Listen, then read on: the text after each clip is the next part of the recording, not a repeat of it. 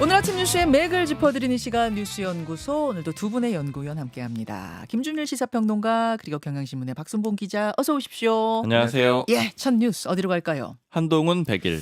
한동훈 대표 어제 취임 100일 기자회견 관심을 모았는데 잠깐 좀 정리를 해주시겠어요? 네, 좀 주제별로 핵심적인 내용을 정리를 해볼 건데요. 네. 김건희 여사 리스크에 대한 해법 혹은 해결이 필요하다 이런 점을 이제 가장 강하게 좀 얘기했다라고 해석을 해볼 수가 있습니다. 근데 제가 해석이라고 표현한 이유는 김건희 여사의 이름을 직접 언급하진 않았어요. 근데 김건희 여사로 추정이 되는 그런 발언들을 곳곳에 많이 담았습니다. 예, 일단 이 얘기는 그 한동훈 대표 본인 표현으로 직접 한 대목 들어보시죠. 그러죠. 특별감찰관은 관철되어야 하고 그렇게 될 겁니다. 그렇게 말씀드립니다. 그것도 안 해가지고 우리가 어떻게 민심을 얻습니까? 앞으로 더 조심하겠다는 건데 조심 안 할 겁니까? 관철될 겁니다. 관철될 겁니다. 저는 요 관철이란 키워드가 어제 귀에 쏙 들어오던데요. 네. 이거는 제가 먼저 한번 좀 물어봤거든요. 네. 오늘 한동훈 대표 어제 기준으로 오늘 한동훈 대표 100일 기자회견에서 제일 좀 중요하게 봐야 되는 게 뭐냐라고 하니까 두 가지를 얘기했는데 첫 번째가 특별감찰관은 양보할 수가 없다. 음. 이게 첫 번째 제일 중요한 네. 거고 두 번째는 이렇게 하는 모든 이제 행동들 이제 한동훈 대표를 윤석열 정부랑 좀 각을 세운다라고 비판하잖아요. 네. 그게 아니고 윤석열 정부가 잘 되라고 한다라는 걸 보여줄 거다. 이렇게 두 가지를 강조했는데 그 첫 번째로 강조한 점이 바로 이 특별감찰관인 거예요. 좀 여러 가지 그 아까 김건희 여사 관련된 내용들이 있다라고 말씀드렸는데 표현들 좀 제가 직접 읽어드리면은 예. 개혁의 동력을 키우기 위해서는 11월 내에 먼저 매듭지어야 될 것이 있다 이렇게 얘기를 하면서 최근 드러난 문제들을 비롯해서 국민들께서 우려하시는 지점들에 대해서 뭐 선제적으로 해결책을 제시할 수 있어야 된다 이렇게 얘기를 했는데 이 최근 드러난 문제라는 건 결국 김건희 여사 문제를 지목하는 걸로 그렇게 해석이 되고요. 예, 예. 또 이런 표현도 있었습니다. 몇몇 상황들에 대한 국민들의 실망과 우려에 가려서 제대로 윤석열 정부가 평가받지 못하고 있는 게 안타깝다. 그런 우려와 실망을 해결하고 극복하지 못하면 개혁 추진은 어렵다라고 했는데 여기서 그 우려와 실망 역시 김건희 여사 문제를 지목하는 걸로 이렇게 해석이 되는 거고요. 지금 한동훈 대표가 앞서서 3대 요구를 제안을 했고 김건희 여사 관련해서요. 그리고 그 특별감찰관 도입도 주장을 했었잖아요. 네. 이런 것들이 11월 내에 수용이 돼야 된다라고 또 강조를 한 거거든요. 왜 11월을 강조했을까요? 이거는 이미 한동훈 대표가 직접 지난 24일에 특별감찰관 도입해야 된다라고 하면서 설명한 적이 있었는데 그때 기회가 온다라는 그런 취지로 언급을 했었거든요. 그 기회라는 게 이재명 대표의 그 사법 리스크, 즉 선고가 나오는 시점들이에요. 11월 15일부터 해가지고 공직선거법 위반 혐의 사건 1심 선고 이런 것들이 나오게 되거든요. 네네. 근데 이제 그렇게 되면 한동훈 대표 내지는 친한계의 판단은 국민의힘의 반사이익으로서 기회가 올 텐데 김건희 여사 문제가 선결돼 있지 않으면은 그 기회를 살리지 못할 거다 이렇게 보는 거거든요. 그래서 그 시점까지 11월로 못 박아서 지목을 한 겁니다. 예.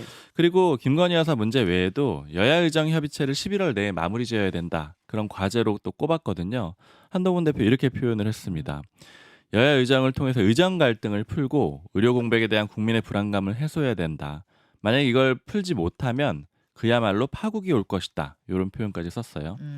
그 100일간의 자신의 행보에 대해서는 변화와 쇄신을 위해서 이리 뛰고 저리 뛰었다 이렇게 강조를 했고요.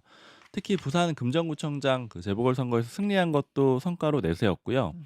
그리고 수평적 당정 관계로 전환이 됐다 이런 표현도 썼습니다. 어허. 근데 여기서 좀 인상적이었던 거는 저는 우리 윤석열 정부가 성공한 정부로 남기를 누구보다 바라고 있다 이 얘기 또 같이 하거든요. 수평적 당정 관계로 전환된 게 그런 거에 도움이 된다라는 그런 취지로 얘기를 하고 있어요. 네. 즉 아까 제가 이제 초기에 말씀드렸던 게 윤석열 정부 도와주는 건 결국 한동훈 대표다 이런 얘기를 좀 강조하고 싶었다라고 말씀드렸잖아요. 그런 거를 좀 담은 대목이라고 볼 수 있습니다. 그리고 야당 비판도 역시 포함이 됐는데 그 여야 의정 협의체에 대해서 이재명 대표가 직접 분명한 입장을 좀 밝혀라 참여를 해달라는 그런 취지로 보이고요. 그 민주당이 이제 와서 시기상조라고 얘기하는 거는 민생 포기하는 거다 이렇게 얘기했고요. 또 이재명 대표의 범죄 혐의에 대한 그런 방탄 중단하라 이런 취지로도 얘기를 했습니다. 여기까지가 이제 요약입니다. 어제 네. 기자회견, 100일 기자회견에 대한 요약. 특히 주목할 점은 어디라고 보세요?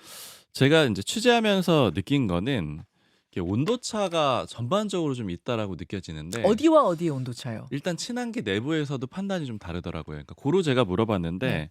이제 일부 친한계들은 지금 용산이 한동훈 대표한테 좀 룸을 주고 있다 이렇게 판단하는 사람들이 있어요. 그러니까 예를 들어 가지고 예. 좀 교육부에서 의대생 휴학을 대학 자율로 맡기겠다라고 했었잖아요. 지금까지는 휴학 안 된다는 입장이었잖아요. 네. 어떻게든 그 학년 마무리 짓고 이제 위학년으로 보내라는 입장이었는데 최근에 휴학 인정한다. 네. 그래서 이게 한 발 물러선 거고 예. 이렇게 하는 이유는 여야 의정 협의체의 힘도 실어주려는 거고 즉 한동훈 대표한테 좀 여지를 줘 가지고 한동훈 대표가 할 수 있도록 그런 기회를 주는 거다 이렇게 판단하는 사람들이 있고요. 음. 근데 또 반대로 다른 이제 친한계 모 인사 같은 경우에는 이걸 예. 얘기하더라고요. 지금 다음 주 정도면 그 이부속실이 공식 출범을 하고 그렇죠. 그리고 또 대통령실 고위 관계자 표현 같은 걸 보면 11월이 쇄신의 달이다 이런 얘기를 쓰거든요. 예. 근데 아까 한동훈 대표도 변화와 쇄신 얘기했잖아요. 음. 용산도 쇄신을 얘기했잖아요. 음흠. 같은 걸 얘기하고 있지만 사실은 일종의 쇄신 경쟁을 벌일 가능성이 있다라고 보는 거예요. 그러니까 한동훈 대표는 한동훈 대표대로 하는 거고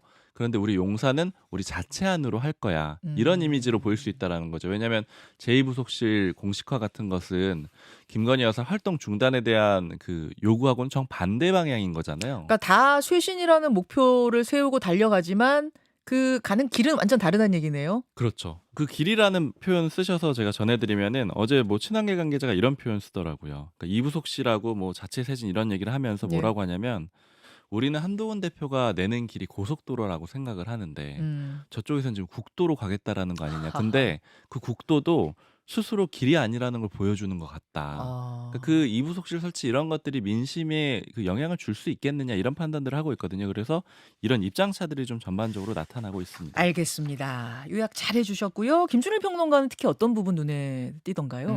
일단 그 의대생들 이제 네. 휴학 승인 같은 경우에는 교육부가 이제 휴학 승인 자율로 맡기겠다고 했는데 대통령실에서 이건 동맹 휴학을 승인하는 건 아니다라고 예. 나오니까 교육부가 또 이제 동맹 휴학 아니라고 얘기를 음흠. 했거든요.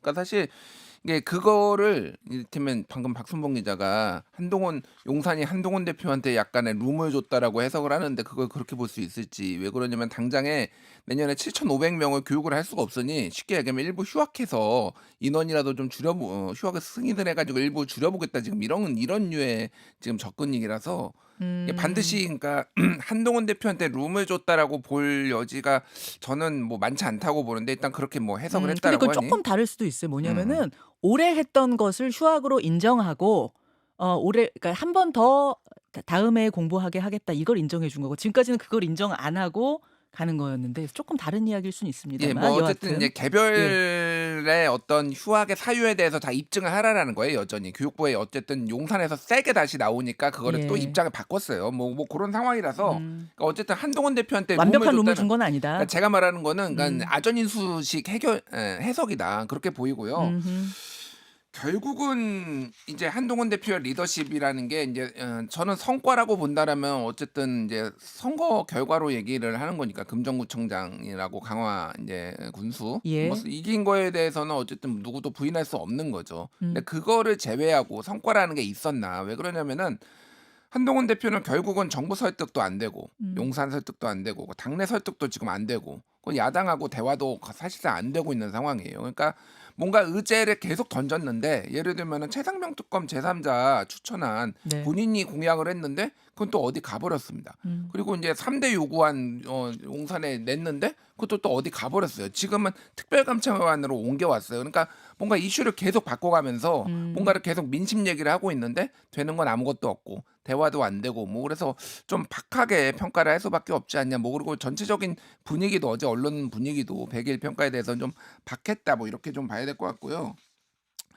일단 이게 어제 이제 기자들 질문에 특검 어떻게 할 거냐 이거 제일 궁금해했잖아요. 김건희 여사 특검. 그러니까 이거는 뭐 사실상 이제 동문서답을 했다. 그러니까 특검 얘기를 물어보니 특검을 하겠다 안 하겠다라는 것보다 특감을 해야 된다라고 계속 얘기를 했어요. 그래서 결국은 이게 이제 돌파구가 될 수 있을 것이냐 그러면 얘기한 대로 그러니까 뭐 전에도 얘기했지만은 이게 과거의 문제를 해결하지 않고 앞으로의 일만 우리가 잘하겠다라고 하면 될 것이냐에 대해서 민심이 이제 반응하지 않을 거라는 건데 오늘 여론조사 하나가 나왔습니다. 여론조사 기관 미디어 리서치가 종합뉴스통신사 뉴스픽 무대로 지난 28일에서 29일 전국 18세 이상 1,001명을 대상으로 ARS 조사를 했는데요. 예. 김건희 여사 특검 실시에 대해 어떻게 생각하느냐는 질문에 실시해야 된다 66점이 실시해서는 안 된다 26.0 잘 모름 7.9로 이제 나왔습니다. 음흠. 그러니까 여전히 여론은 김건희 특검 해야 된다라는 거예요. 그리고 지지 정당이 없다라고 응답한 층에서도 실시해야 된다가 79.1. 그래서 사실은 어. 보수 쪽에서도 한 반반 정도 나오고요.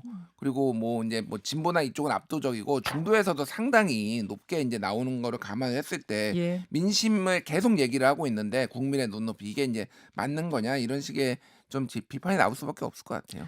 자, 어제 한동훈 대표 기자회견에 대한 두 분의 평가 요약 들어봤고요. 두 번째 이슈 일단 넘어가죠. 네, 체코 원전 수주 제동 걸리나. 이건 무슨 얘기입니까? 우리 한국 수력 원자력 한수원이 네. 체코 신규 원전 사업을 수주를 했었잖아요. 그 음흠. 7월 17일이었고 뭐 구체적으로 보자면 우선 협상 대상자로 선정이 됐습니다. 이건 쉽게 얘기하면 최종 계약 전 단계 정도다. 그래서 내년 3월에 있을 최종 계약 때 무리 없이 되지 않겠느냐 이렇게 관측을 정부 쪽에서 했었는데 예. 여기에 제동이 걸리기 시작했어요. 왜 어떤 그렇습니까? 제동이냐면 체코 반독점 당국이 이 건설 사업 계약 체계를 일시 보류시키겠다라고 했는데 이유가 뭐냐면은 잠깐 멈춰봐 이렇게 했던 건데요. 미국의 웨스팅하우스랑 프랑스 전력공사 이 두 회사가 원전 회사거든요. 근데 네. 같이 입찰을 넣었던 회사예요. 근데 이 회사들이 우리 그 결과를 인정할 수가 없다라고 이의 제기를 했고요. 아, 그러니까 경쟁사에서. 네, 진정서를 냈던 거고요. 이거에 대해서 이 체코 반독점 당국이 일단 한번 보겠다라고 했기 때문에 일시 정지가 된 그런 상황이 됐습니다. 아하. 좀 배경을 좀 설명을 해드리면은 이 규모가 한 24조 원 정도 되고요. 이제 우리 정부에서 굉장히 공을 좀 많이 들였습니다. 그렇죠. 특히 윤석열 대통령이 9월 19일부터 22일까지 체코를 방문한 적이 있었거든요. 직접 갔었잖아요. 이때 왜 방문했느냐라고 하면은 이제 공을 들인다라는 의미도 있었는데 불안 요소도 있었기 때문이에요. 이게 불안 요소가 방금 말씀드렸던 그 미국의 원전 회사랑 또 프랑스의 원전 회사가 계속 문제 제기를 했던 이 부분이 불안 요소였고요. 특히 가장 좀 어렵게 봤던 건 바로 미국 웨스팅하우스의 그 문제 제기였습니다. 그러니까 웨스팅하우스가 계속 문제 제기를 해왔는데 그게 뭐였냐면은 이 웨스팅하우스가 원래는 원천 기술을 가진 회사예요. 그렇죠. 대표적으로 우리나라에도 1978년에 그 기술을 이전했거든요. 네. 고리 1호기 같은 것도 기술 이전 받아서 우리나라가 만든 겁니다. 그러니까 웨스팅하우스의 주장은 우리가 전해준 원천 기술로 만든 그거를 약정상 다른 나라가 또 팔아 버릴 수는 없는 거다 이런 주장이거든요. 한국 원전의 원천 기술은 우리 거다. 네. 근데 어떻게 한국이 우리 기술 가지고선 장사를 하려고 해? 뭐 이런 거예요? 그렇죠. 삼자한테 어떻게 또 팔 수가 있느냐 이렇게 주장을 해온 거고요. 우리 입장은 완전히 다릅니다. 이 기술 이전 받은 거는 맞는데 그건 1970년대 얘기고 우리가 자체 개발한 게 2017년부터라는 거예요. 그러니까 이 기술들은 다 우리 거다 이렇게 팽팽히 맞서 왔는데 어쨌든 이 문제 제기 때문에 한번 제동이 걸리게 된 그런 상황이 왔습니다. 앞으로 어떻게 될 것 같습니까? 일단은 좀 중요한 거는 언제 결론이 나오고 어떤 방식으로 결론이 나오느냐인데 이 체코 반독점 당국의 표현으로는 예. 최종 결정 방향을 시사하는 것은 아니다. 그러니까 이런 이의 제기가 왔기 때문에 일반적으로 하는 그런 절차를 밟고 있는 것이다 이렇게 얘기를 하고 있는데 다만 일단 첫 번째로 우려되는 거는 결정이 늦어지면 계약 자체가 늦어질 수 있겠죠. 3월보다 더 늦어질 수가 있고요. 그리고 이 결정이 어떤 방향으로 나오느냐도 역시 주목을 해볼 수밖에 없어요. 혹시라도 취소하는 방향으로 가게 되면은 바뀔 가능성도 배제할 수가 없는 거고요. 알겠습니다. 김준희 평론가. 예. 이거 어떻게 되는 건가요?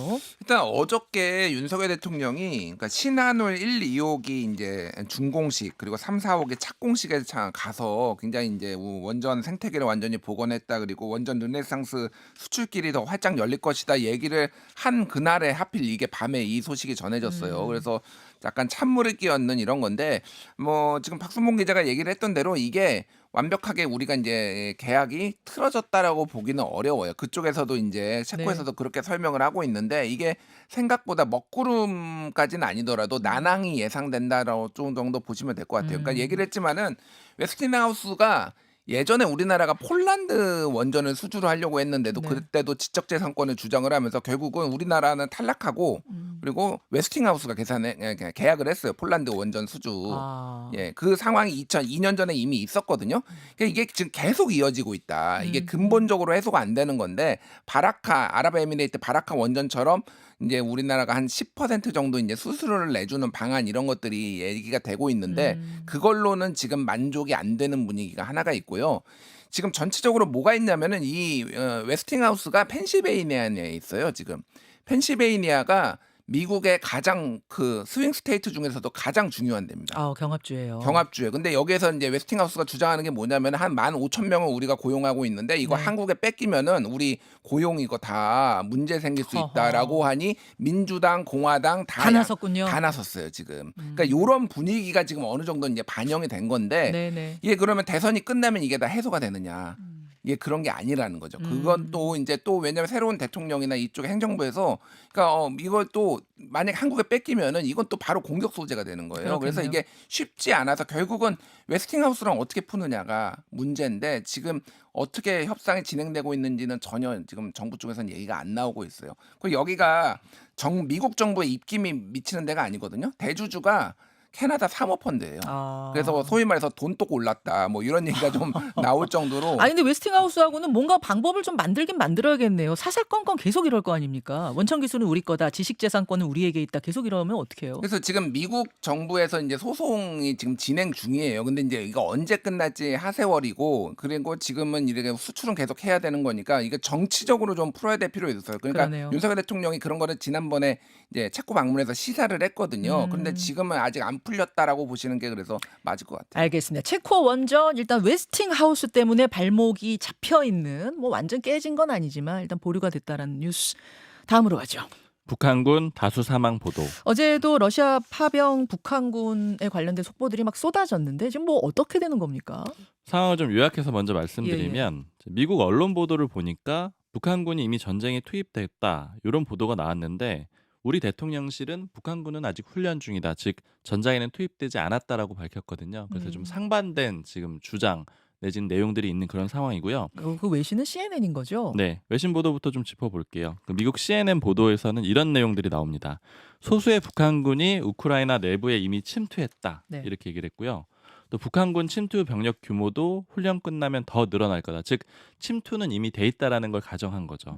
그리고 상당수 북한군이 이미 작전 중인 것으로 보인다. 이건 역시도 이미 그 참전했다라는 그런 의미가 되는 거고요. 다만 미국 정부는 아직 확증할 수 없다. 이런 입장을 내놨습니다. 물론 이게 뭐 아니다라고 또 얘기한 것도 아니에요. 네.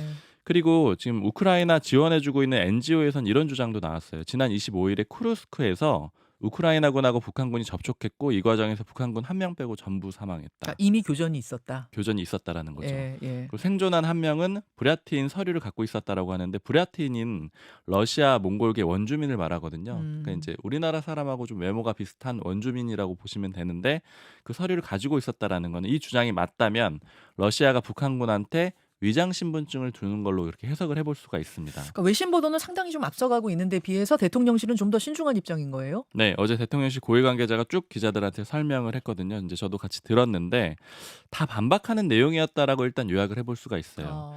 북한군 규모가 11,000명 정도 되고 그중에 3,000명이 러시아 서부 지역으로 이동을 했는데 이들은 나눠져서 훈련을 받고 있다라고 설명을 했거든요. 그러니까 아직 어느 지역 가서 전투할지 확정할 수 없다라고 했으니까 이 얘기는 아직 전투에 투입이 되지 않았다. 이 얘기가 되는 거고요. 네. 이제 이외에도 좀 의미 있는 지점들을 좀 짚어봐야 되는데 이제 그간에 뭐 윤석열 대통령이나 아니면 우리 정부에서 계속 단계적 대응을 얘기를 해왔잖아요. 그렇죠. 그 단계적 대응의 방식들이 좀 나왔는데 모니터링 팀, 그러니까 감시팀을 보낼 필요를 느끼고 있다. 이런 표현을 썼습니다. 그러니까 보낼 수 있다라는 얘기고요. 그다음에 살상무기 지원 시점을 기자들이 물어봤는데 북한군이 참여한 우크라이나 전투 개시 이렇게 표현을 합니다. 그러니까 북한군이 참전하면 우리도 살상 무기를 지원할 수 있다라고 했는데 다만 그 무기 지원은 방어 무기 지원이 1차적으로 될 것이다. 이렇게 표현을 했고요. 또 일부 보도를 보면은 155mm 포탄을 지원할 수 있다라는 보도가 있었는데 이건 사실이 아니라고 했습니다. 애초에 우크라이나가 그런 포탄 지원 요청을 한 적이 없다라고 대통령실은 설명을 하고 있어요. 예. 예, 이어가세요. 네, 그리고 이외에 우크라이나 특사가 조만간 한국에 올 거고 그 특사 파견 논의를 이번 주에 시작을 할 거라고 하고요. 그 특사는 왜 오는 거죠? 역시 요 문제. 북한군 파병에 대한 논의를 해보기 위해서입니다. 여기에 대한 대책 뭐 이런 것들을 논의하려고 하는 거고요. 그리고 러시아하고 북한이 소통하고 있는 상황도 좀 공개를 했는데 지금 이제 우리 정보당국 포함해가지고 북한군이 러시아에 파병됐다 이런 내용들을 좀 알렸잖아요. 네네. 그러니까 이제 국제사회에서 비판도 있었고 논란도 있었고 이런 상황이 되다 보니까 세르게이 러시아 국방장관이 평양을 23일부터 24일까지 방문을 했다라는 거예요. 그리고 그 다음에 최선희 북한 외무상이 다시 러시아에 방문을 해서 지금 현재 있는 상태랍니다. 이런 과정들은 예상보다 강한 국제사회에 대한 그런 여론의 그 대응책을 논의하고 있는 것으로 보인다. 다만 뭐 구체적인 내용은 끝나봐야지 알 수 있다. 이렇게 표현을 하고 있습니다. 자, 북한군 파병 이제 막 교전 거기다 사망 얘기, 전사 얘기까지 나오니까 우리가 어떻게 해야 되나 좀 더 골치가 아파지네요. 그러니까 지금 오늘 뭐 동아일보 단독 보도에 따르면은 한국이 우리나라 정부가 우크라이나에 포탄을 우회 지원하는 거 155mm 한 7만 발, 8만 발 가량을 미국을 통해서 우회 지원하는 방안을 준비 중이라는 거예요.